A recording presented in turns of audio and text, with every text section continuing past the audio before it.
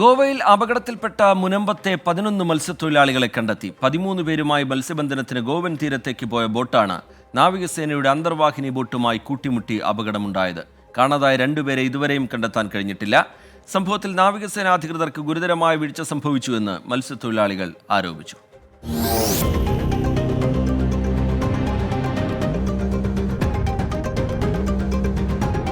ഞങ്ങൾക്ക് ഇനി വിൽക്കാനോ ചൂടാനോ ഒന്നുമില്ല. പിന്നെ ഇനി ഇവരുടെ കാര്യം ഇവരുടെ കുടുംബത്തിൽ ഞങ്ങൾ എങ്ങനെ ഒന്ന് ചെല്ലും? ഞങ്ങൾക്ക് അവരെ സംരക്ഷിക്കണം. ഞങ്ങളുടെ മുതലും പോയി. ഞങ്ങൾക്ക് ഇനി ഒരു നിവൃത്തിയില്ലാത്ത കണ്ടീഷനിലാണ് ഞങ്ങൾ നിൽക്കുന്നത്. मच्छी पकड़ने के टाइम में एक जहाज आके हमको धक्का दिया। धक्का देने के टाइम में पलटी हो गया। आदमी सब पानी में किधर किधर गया मालूम नहीं. മുനമ്പത്തെ ഈ തീരത്ത് നിന്നും ഗോവൻ തീരത്തേക്ക് മത്സ്യബന്ധനത്തിനായി പോയ മത്സ്യത്തൊഴിലാളികളാണ് ഗോവൻ തീരത്ത് വെച്ച നാവികസേനയുടെ അന്തർവാഹിനി ബോട്ടിന്റെ ജാഗ്രതക്കുറവ് മൂലം വലിയ ദുരവസ്ഥ അനുഭവിക്കേണ്ടി വന്നത്. നടുക്കടലിൽ അവർ എവിടെയാണെന്ന് അലഞ്ഞുതിരിഞ്ഞു നടന്നു. 13 പേരെ രക്ഷപ്പെടുത്താൻ നാവികസേനയ്ക്ക് കഴിഞ്ഞെങ്കിലും 2 പേരെവിടെയെന്നുള്ള ചോദ്യമാണ് ഇനി ബാക്കിയുള്ളത്.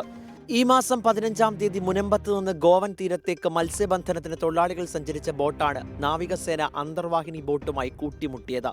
അന്തർവാഹിനി അപ്രതീക്ഷിതമായി ഉയർന്നു പൊങ്ങിയതാണ് അപകടത്തിന് കാരണമെന്ന് രക്ഷപ്പെട്ട മത്സ്യത്തൊഴിലാളികൾ. രാത്രി 7:30 മണിക്കാണ് ഞങ്ങൾ പണി ചെയ്തുകൊണ്ടിരുന്നത്. പണി കൊണ്ടിരിക്കുന്ന സമയത്താണ് ഇവർ മുട്ടി വന്ന് ഇടിച്ച് അങ്ങനെ തന്നെ പോട്ട് പൊക്കി പോട്ടി പൽറ്റി അടിച്ചപ്പോഴാണ് എല്ലാവരും വെള്ളത്തിൽ വീഴുന്നപ്പോൾ ആരാരും എവിടെ പോയാണ് ആർക്കും അറിയത്തില്ല. ഞങ്ങൾ 5 ആൾ അങ്ങനെ ഞങ്ങളുടെ പോട്ട് അവിടെ മുട്ടിയിരുന്നപ്പോൾ അവർ കയറിട്ട് വലിച്ച് 5 ആളെടുത്ത്. ബാക്കിയുള്ള ആൾ 6 ആൾ പുറയിൽ ഒരു പോട്ടുണ്ടായിരുന്നു. അവരെ പിടിച്ച് അവർ ക്യാനിൽ പിടിച്ചിട്ട് അവിടെ പോയി എത്തി. ഞങ്ങൾ 11 ആൾ കിട്ടി, 2 ആൾ മിസ്സായി. 21-ാം തീയതി രാത്രി 7:30-യോടെയാണ് അപകടം. ബോട്ടിലിരുന്ന് ചൂണ്ടയിടുകയായിരുന്ന തൊഴിലാളികൾ തിമിംഗലം വന്നതാണെന്നാണ് ആദ്യം കരുതിയത്. കാണാതായ 13 പേരിൽ 11 പേരെ നാവികസേന രക്ഷപ്പെടുത്തി. കൂടെ ഉണ്ടായിരുന്ന ജനീഷിനെയും രമേശിനെയും കാത്തിരിക്കുകയാണ് ഇവർ. हाँ, मेरा भाई मिसिंग है. फिशिंग मातरम बोर्ड से फिशिंग करने के लिए गया था. गोवा में सबमरीन एक्सीडेंट में 13 में 11 रेस्क्यू है, दोनों मिसिंग में. इसमें एक मेरा भाई है. सो प्लीज़ मेरा भाई को रेस्क्यू कीजिए, हमें हैंडओवर कीजिए. मैं ये केरला गवर्नमेंट से और गोवा गवर्नमेंट से, इंडियन गवर्नमेंट से रिक्वेस्ट कर रहा हूँ, मेरा भाई हमें दीजिए. അപകട വിവരം നാവികസേന കൃത്യമായി അറിയിച്ചില്ലെന്നും അധികൃതർക്ക് ഗുരുതര വീഴ്ച സംഭവിച്ചെന്നും ബോട്ടുടമ ആൽബി. നാവികസേന നമ്മളിത് അറിയിച്ചില്ല. നമ്മൾ വിളിച്ച് ചോദിക്കും, ബോട്ട് നിങ്ങളുടെയാണ്, പണിക്കാർ എത്രയുണ്ട്, അപകടത്തിൽ പെട്ടെന്ന് പറഞ്ഞില്ല. അത് ഒരു ദിവസം വരെ പറഞ്ഞില്ല. ശരിക്കും പറഞ്ഞാൽ 23 മണിക്കൂറാണ്, 2 മണിക്കൂറും മറച്ചു വെച്ചവർ.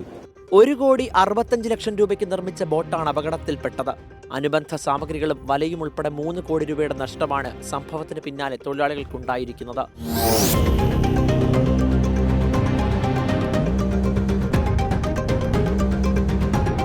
ഏറെ പ്രതിസന്ധികൾ ദിനം തോറും അനുഭവിക്കുന്ന ജനവിഭാഗമാണ് മത്സ്യത്തൊഴിലാളികൾ.